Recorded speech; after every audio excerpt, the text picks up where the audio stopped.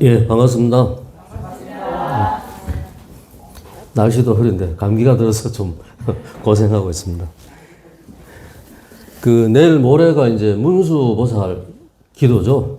문수기도입니다. 21일 동안 이제 행하는 건데, 그래서 오늘은 문수보살과 이제 관련되어서 또 문수신앙과 기도 뭐 이런 제목으로 이제 말씀을 드릴까 이제 하고 있습니다. 우리 문수보살 이제 많이 보이죠. 그러니까 이제 지금 우리 들어간 종무서 위에 그게 이제 벽화식으로 그려놓은 게 문수보살이죠. 근데 이제 문수보살이 이렇게 어디에 올라가 있습니까? 사자 위에 올라가 있죠. 사자를 타고 책을 들고 있습니다. 근데 이제 보시면은 조금 이게 더 자연스러웠으면 좋았을 텐데 책이 너무 높아요. 발이 이렇게 책 보기가 좀 힘들게 되어 있는 이런 거건데, 또 이제 약사전 안에 이제 약사물과 동시에 이제 우리로 봤을 때는 향좌측이죠. 이제 우리가 보면 향좌측 왼쪽, 그다음에 향우측은 이제 관세음보살님, 부처님으로 보면 반대가 되고, 하여튼 그렇게 해서 또 모셔나가고 있습니다. 그래서 문수보살님은 사자를 타고, 사자가 또 위엄과 용맹, 또 지혜의 상징이죠. 그리고 이제 뭘 들고 있습니까? 그거는 생각 안 보셨죠? 칼을 들고 있습니다. 칼은 뭐냐면은, 이 칼을 휘두르면 어떻습니까? 모든 게 다 이제 잘라내버리죠. 그런 것처럼 번뇌 망상을 다 없애버린다. 그래서 지혜를 체득한다. 이런 의미로서 이제 오른손으로는 칼을 들고 있고, 왼손으로는 이제 연꽃, 이런 부분을 들고 있다. 이렇게 이제 볼 수가 있죠. 그래서 이제 일반적으로 문수보살의 도상이 이제 그렇고, 그러면 이제 우리가 상원사 가보셨어요? 상원사에는 뭐 모셔져가 있습니까? 문수보살이 모셔져가 있는데, 문수보살 동자상입니다. 문수보살 동자상이에요. 이제 세조와 문수보살의 어떤 일화로부터 이제 문수보살을 동자상으로 만들었죠. 이게 이제 세조가 이제 왕권을 찬탈해서 이렇게 이제 왕이 되고 난 뒤에 꿈에 형수되는 이가 나타나서 침을 뱉었죠. 단종의 어머니죠. 그 뒤로부터 이제 몸에 종기가 생겨서 고생을 했다고 나와 있죠. 근데 그 종기가 이제 문둥병이라고 이야기하기도 하고 뭐 그렇습니다. 근데 그래서 전국에 좋다는 곳에 다 이제 가서 기도도 하고 이렇게 했죠. 근데 이제 상원사에서 하도 이제 가려워서 상원사 밑에 계곡에서 이렇게 이제 목욕을 하는데 어떤 동자가 나타나서 등을 밀어주는 거죠. 그래서 어디 가거든 이제 다 하고 난 뒤에 어디 가거든 임금의 몸을 보았다고 말하지 마라. 그러니까 이제 동자가 떠나면서 하는 말이, 그러면은 이 문수보살이 등을 밀어줬다고 말하지 마라 하면서 이렇게 살았다 그러죠. 그래서 받던 동자상을 본떠서 만든 게 이제 문수보살 동자상이죠. 그런 형태로 모셔진 것이 경남 고성에 가면은 문수함이 있죠. 거기도 문수보살 동자상으로 모셔져가 있습니다. 그러니까 하여튼 뭐 그렇게 이제 그런 일화로 이제 유명한데, 이게 이제 문수보살과 관련된 이야기를 보면은 대체적으로 그런 어떤 이제 일화로 많이 나타나죠. 이제 주로 이제 어떤 지혜와 관련된, 그러면서 스님들, 수행자들을 경책하는 이런 의미로서 이제 일화는 이제 많이 나타납니다. 근데 이제 우리가 이제 기도를 참 많이 하잖아요. 기도를 많이 한다는 것은 뭐냐면은, 기도를 하면은 마음을 일정한 방향으로 이제 이끌어주고 바꿔주도록 하는 그런 방편이기 때문에 기도를 하는 거죠. 근데 왜 매일같이 반복하느냐? 마음이 바뀌는데 한 번에 탁 바뀌면 좋은데 그게 잘 안 되죠. 그래서 이제 이 마음이 바뀌어지는데도 시간이 많이 필요해서, 그래서 이제 이렇게 똑같은 수행을 반복을 하는 거죠. 그래서 이제 기도와 일상생활은 이제 사실은 분리가 되지 않는다. 이제 이렇게 이제 이야기를 하죠. 근데 이제 이게 우리가 항상 경계하고 경책해야 될 부분들이 이런 건데, 기도를 많이 한 만큼, 절에 오래 다닌 만큼, 자, 절집의 특징이 뭡니까? 자비와 지혜를 상징하죠. 그러면 자비와 지혜를 상징하는 모습이 우리가 좀 딱 이렇게 누구를 만나도 이렇게 그런 게 보여져야 되는데 그게 아니고 오히려 이 그 본인이 가지고 있는 이 그런 부분만 탁 드러난단 말이죠. 그래서 이제 늘상 제가 항상 기도할 때 이제 경책으로서 많이 이야기하는 게 이 기도를 많이 하면 할수록 이 마음이 하심이 돼야 되는데 거꾸로 상이 더 높다는 이야기죠. 내가 기도를 얼마나 했다라든지 다란이를 뭐 몇천독 몇만독 했다라든지 이게 그 다란이 몇만독하고 저를 뭐 몇만 배 한들 무슨 소용이 있겠습니까? 지금 현재 이 순간에 내 마음이 바뀌어지고 변하는 그런 걸 주지 못한다라면은 의미가 없는 거죠. 오히려 다란이도 힘들죠. 기도하는 게 힘들죠. 힘이 드니까 어떻게 되겠습니까? 힘이 드니까 자기의 아상은 더 강해지는 거죠. 왜? 힘들고 어려운 거를 이겨내야 되니까 자기 생각만 강화되는 쪽으로 흐른다는 이야기죠. 그래서 늘 기도를 하든 참선을 하든 수행을 할 때는 내려놓는 훈련과 병행을 해야 된다고 이제 늘 말씀을 드리죠. 그게 안 되면은 이게 이제 절에 많이 다니고 오래 다니고 할수록 이제 그런 경우가 많아져 버린다. 스님들이 선방에 다닐 때도 그렇게 이야기를 합니다. 이 세철 이상은 살지 마라. 왜냐하면 첫철은 처음이니까 모르잖아요. 낯으니까 이제 눈치 보고 이렇게 막 이렇게 되는데 둘째 철에 살게 되면은 그 다음에는 좀 어깨가 펴지죠. 이렇게 되면서 다는데 셋째 철 되면은 자기 집 안방인 거죠. 자기가 막 더 마음대로 하고 막 휘둘러요. 그래서 집착하고 머문다는 이야기죠. 그러니까 이제 거기서부터 사람들과 시비가 일어나는 거죠. 그래서 행하는데 머물지 말아야 되는데 그 기도를 많이 하고 하면 할수록 그런 자기 생각이 강화되는 쪽으로 흐르면은 더욱더 내가 다 해야 된다는 생각을 갖는 거죠. 그게 수행이 하나도 안 됐다는 표시예요. 상을 내려놓는 게 수행이고 하심인데 내가 뭘 다 해야 되고 내가 중심이 돼야 되고 한다는 생각 자체가 수행이 덜 됐다 이렇게 보셔야 된다는 이야기입니다.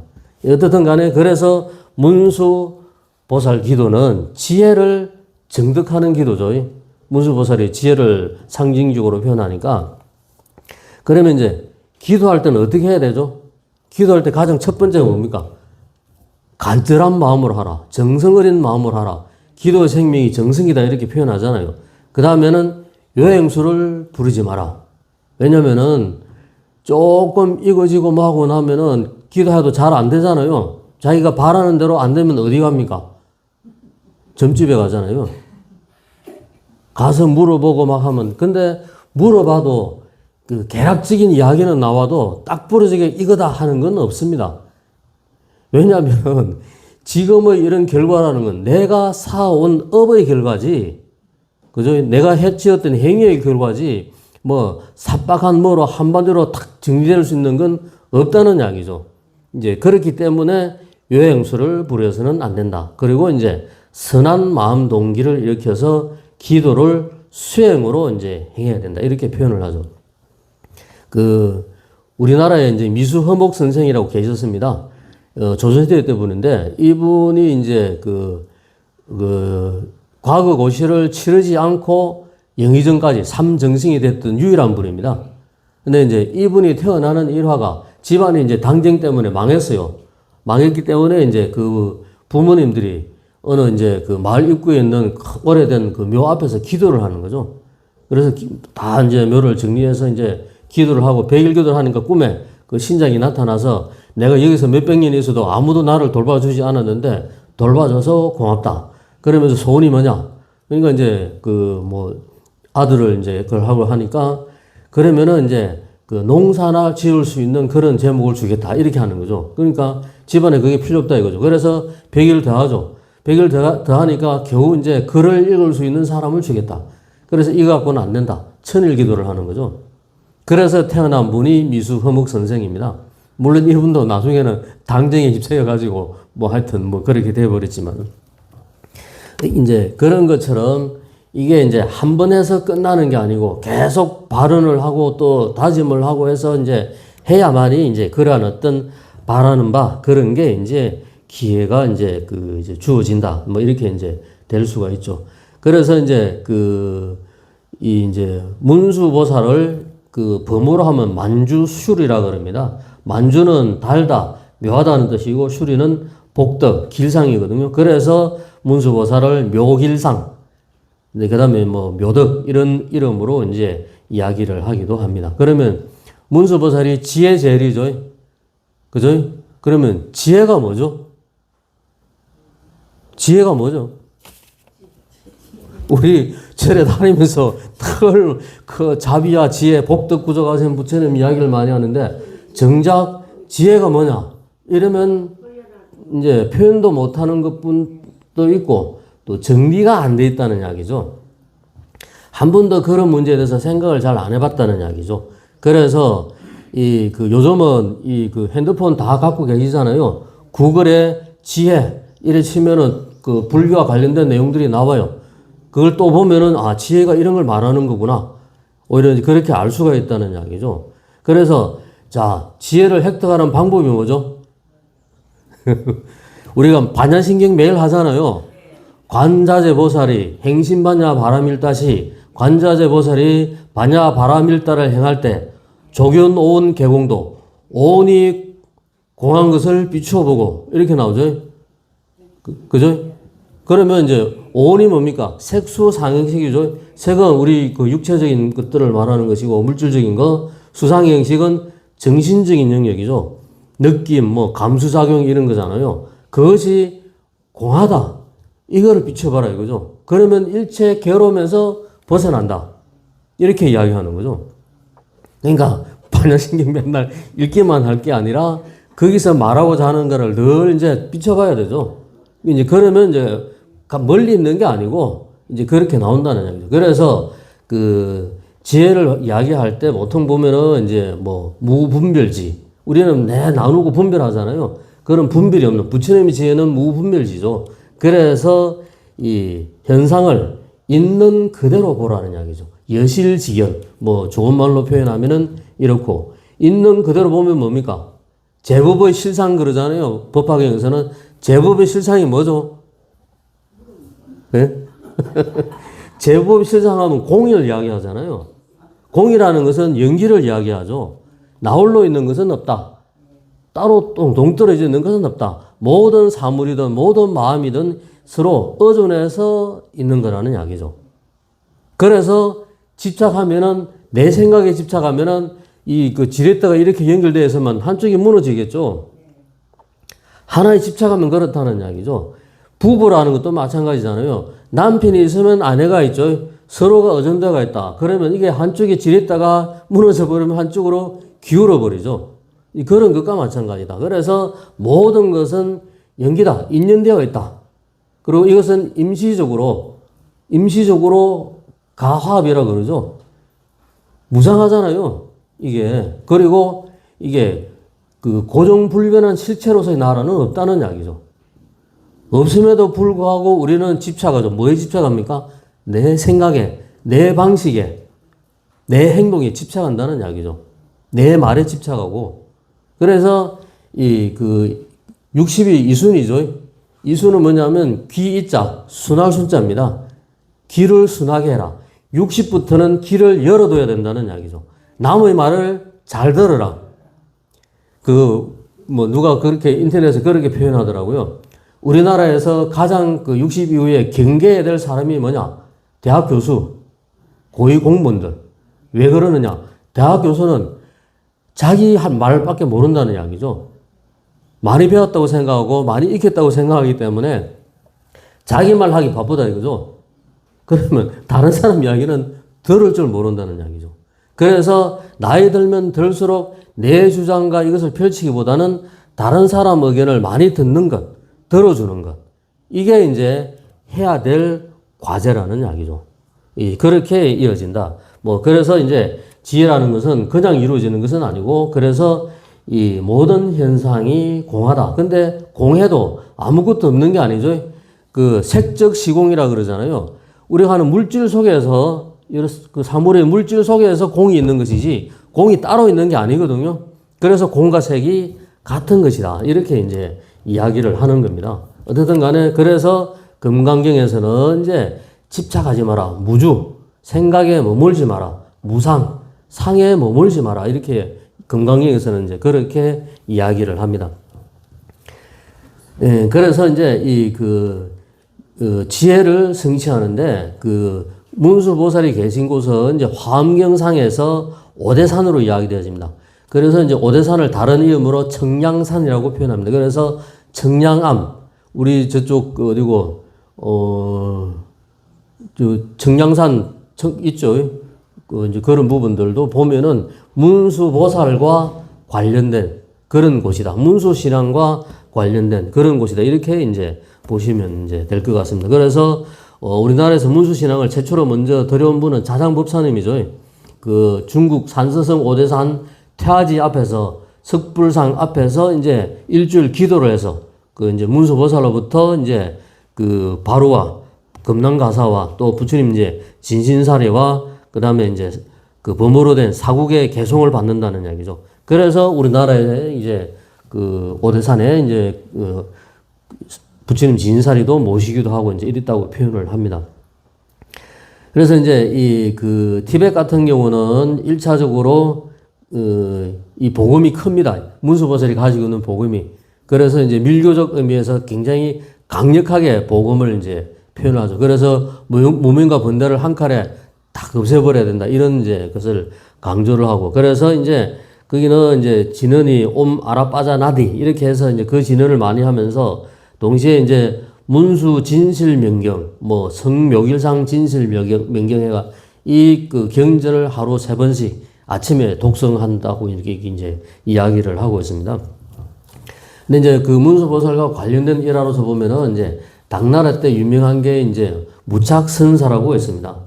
이제 문수보살을 칭견하려는 발언을 세워가지고 이제 오대산에 가서 이제 이제 용명증진하는 거죠. 이제 양식이 떨어져가지고 탁발하러 나갔다가 돌아오는 길에 우연히 한 노인을 만나죠.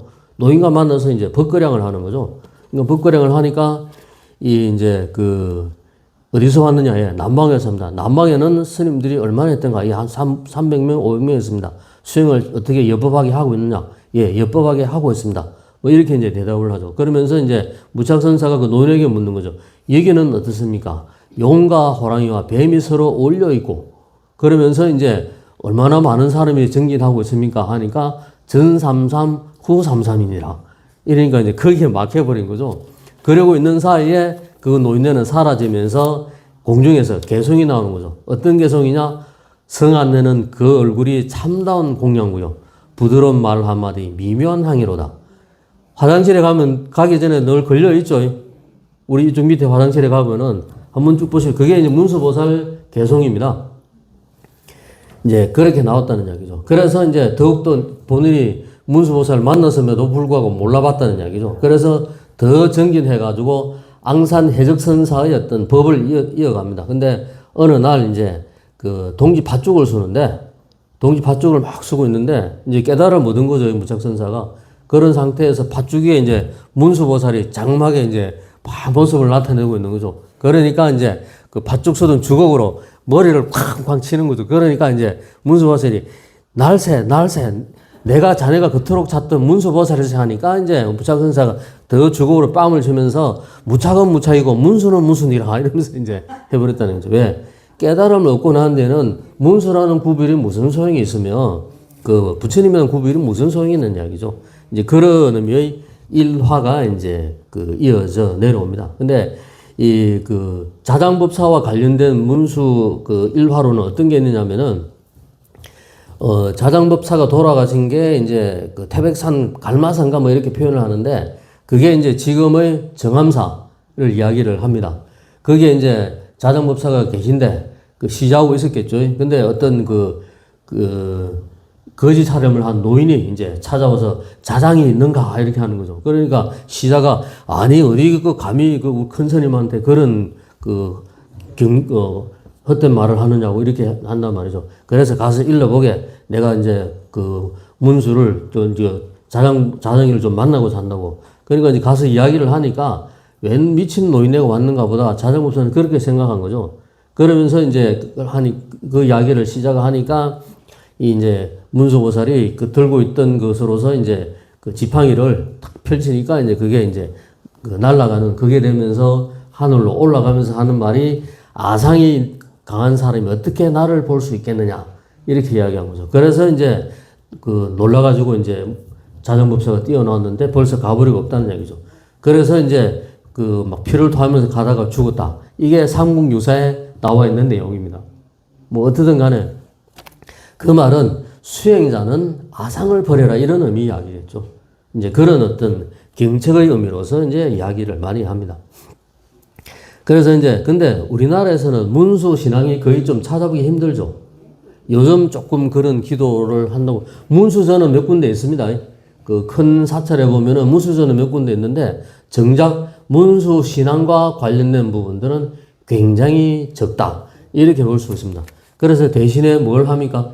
입시 기도와 관련되어서 문수 신앙과 관련된 기도를 많이 한다 이렇게 볼 수가 있습니다. 그래서 이제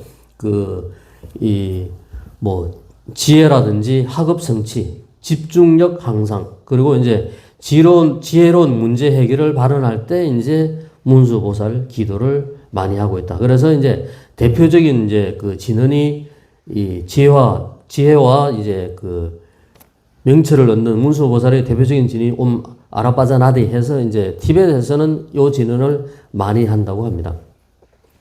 그래서 이제 우리도 이제 그 진언하고 이 진언은 아니지만은 다른 문수보살과 관련된 문수보살 근본 진언하고 그 다음에 이제 소재병고 진언이 있거든요. 그걸 하고 발언문하고 하는 형태로 화요일부터 문수 이제 기도가 시작이 될 겁니다.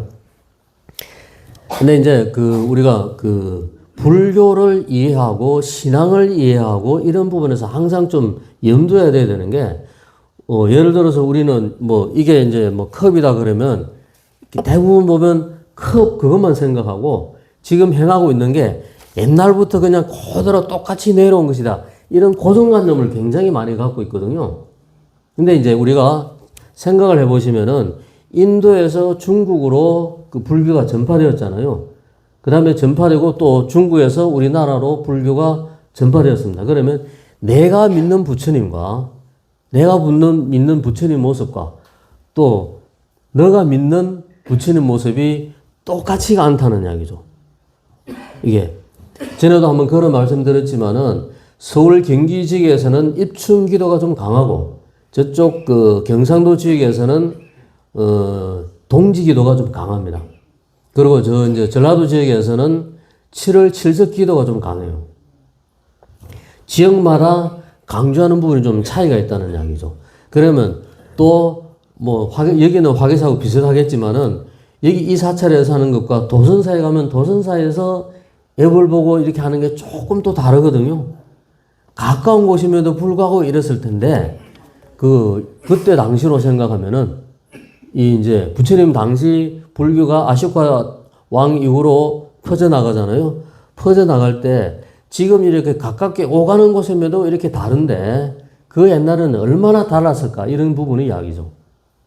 그래서 우리가 어떤 것이든 간에 받아들일 때 고정화 시켜가지고 받아들여서는 안 된다. 이런 부분을 좀 강조를 하고 싶어요. 그래서 이제 부처님 당시에는 한 군데 머물러 있는 게 잘 이제 허용이 안 됐죠. 처음에는 다 사문들이 돌아다녔잖아요. 유행성이라 그러죠. 그래서 이 유행성이 청정하다고 생각했고 사찰에 북박이로 있는 사람들을 청정하지 못한 사람, 수행을 제대로 못하는 사람으로 생각했다는 이야기죠. 근데 유행성들이 돌아다니다가 아프면 어떻습니까? 북박이성 있는데 의존을 해야 되잖아요. 이게 이제 그런 것처럼 고정된 부분들의 생각들이 이제 굉장히 많았다는 얘기죠. 우리가 부처님의 어머니가 어떤 분이죠? 마야 부인이죠. 근데 마야 부인이 우리는 이름으로 생각하고 있는데 이름이 아니고 그때 당시 마가다국에서 엄마라는 말이 마야라는 말이었다는 이야기죠. 그게 이제 이름인가 싶어가지고 다른 데 퍼질 때는 그냥 마야 부인 이렇게 됐다는 이야기죠. 이제 그런 것처럼 불교를 이해할 때도 그런 어떤 역사적이고 이런 부분들이 다 그 이제 정치적인 부분도 다 포함되어 있습니다. 우리나라에서 맨 처음 들어온 신앙이 뭐냐? 미륵신앙입니다. 왜 미륵신앙이 먼저 들어오느냐? 삼국이 대치하고 있죠. 대치하고 있으니까 밀어버린 미륵불이 나타나서, 그죠? 미륵불이 오면은 전룡성왕이 나타나죠. 그래서 이 전룡성왕이 삼국을 통일할 것이다. 그래서 백제의 무왕이 전룡성왕이고 신라에는 선덕여왕이 전룡성왕이었다는 이야기죠. 이제 그렇기 때문에 국가적인 것과 결합이 되어서 미륵신앙이 먼저 퍼졌죠. 그 다음에는 통일 이후에는 아미타 신앙이죠. 왜? 1년에 40차례, 50차례의 전쟁을 치르잖아요. 전쟁을 치르면 많은 사람이 죽죠. 그러면 살아남은 사람도 위로받아야 되고 돌아가신 분들도 위로받아야 되죠. 그래서 아미타 신앙이 퍼지는 겁니다. 물론 이제 원효 스님과 이런 분들이 그 적극적으로 노력한 부분도 포함되어 있지만은 이제 그런 거기 때문에 우리가 이제 이 그러한 이 생활 방식의 차이와 여러 가지 부분들을 좀 아까 이순이라 그랬죠. 좀 길을 열어두는 자세가 좀 많이 필요하다. 내가 믿는 게 전부라고 생각해 버리고 내 방식대로 가야 된다는 건 불교적인 부분들은 아니라는 이야기죠. 나는 내가 이해한 방식으로 가는 거고 다른 사람은 다른 사람이 이해한 방식으로 믿고 행한다는 이야기죠. 그 근본적인 부분은 똑같지만은 나타나는 형태는 다를 수밖에 없다는 이야기죠. 그걸 인정 못하면은 곤란하다. 저도 이제 무릎이 안 좋아가지고 화기사 했을 때 한번 그랬었습니다. 한 뭐 일주일 정도 절을 하는데 절을 못 해줘. 그래서 손으로 짚고 하고 일어났단 말이죠. 무릎이 아프니까 어쩔 수 없죠. 근데 이제 그 뒤로 괜찮아지니까 이제 관계가 없는데 우리 제사 지내다 보면은 이 몸이 불편하심에도 불구하고 꼭 삼배를 하고자 하는 분들이 계세요. 그래서 그게 참 대견한 부분도 있으면서 또 한편에서는 그것도 하나의 집착이 아닐까 이런 생각이 드는 거죠. 왜? 내 마음으로서 우러난 부분을 표현만 하면 되는데 굳이 다른 사람도 불편하게 하고 자기 자신도 불편하면서도 꼭 저를 삼배를 해야 되는가 이런 부분들의 의미죠. 그게 맞다 틀리다 이런 말의 의미가 아니고 그런 것들을 좀 돌아봐야 된다는 이야기죠. 그래서 어떤 것이든 간에 내가 행하는 기도가 이게 집착이 되어서는 안 된다는 이야기죠. 이거 아니면 안 된다는 것은 불교가 아니거든요. 그것은 이제 외도의 이야기죠. 그래서 이게 좀 폭을 좀 넓혀서 생각할 필요가 있다. 이런 의미의 이야기입니다. 그래서 우리가 천수경에서 심효장구 대다란이를 많이 독송하죠. 그런 다란이 지송을 통해서 이제 안락을 얻고, 그 다음에 이제 병구에서 벗어나고, 수명을 연장시키고, 악업이나 이런 그런 장난을 없애고, 일체 공덕을 정장시키고, 성근종자를 섭취해서 두려움을 없애고, 이 원하고자 하는 바를 이루게 한다. 그런 의미에서 이제 신주를 독송합니다.